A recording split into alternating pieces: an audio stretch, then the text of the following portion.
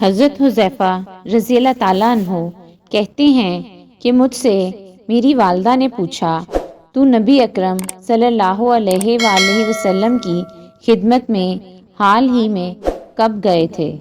میں نے کہا، اتنے دنوں سے میں ان کے پاس نہیں جا سکا ہوں۔ تو وہ مجھ پر خفا ہوئیں۔ میں نے ان سے کہا، اب مجھے نبی اکرم صلی اللہ علیہ وآلہ وسلم کے پاس جانے دیجیے، میں آپ کے ساتھ نماز مغرب پڑھوں گا اور آپ سے میں اپنے اور آپ کے لیے دعائے مغفرت کی درخواست کروں گا۔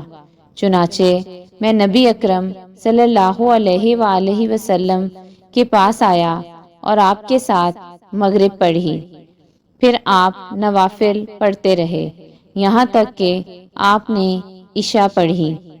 پھر آپ لوٹے تو میں بھی آپ کے ساتھ پیچھے پیچھے چلا۔ آپ نے میری آواز سنی تو فرمایا، کون ہو؟ حذیفہ؟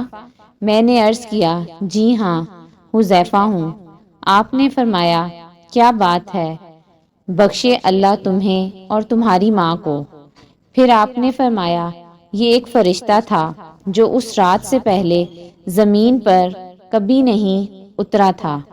اس نے اپنے رب سے مجھے سلام کرنے اور یہ بشارت دینے کی اجازت مانگی کہ فاطمہ رضی اللہ تعالیٰ عنہ جنتی عورتوں کی سردار ہیں اور حسن و حسین رضی اللہ تعالیٰ عنہ اہل جنت کے جوانوں، یعنی جو دنیا میں جوان تھے، ان کے سردار ہیں۔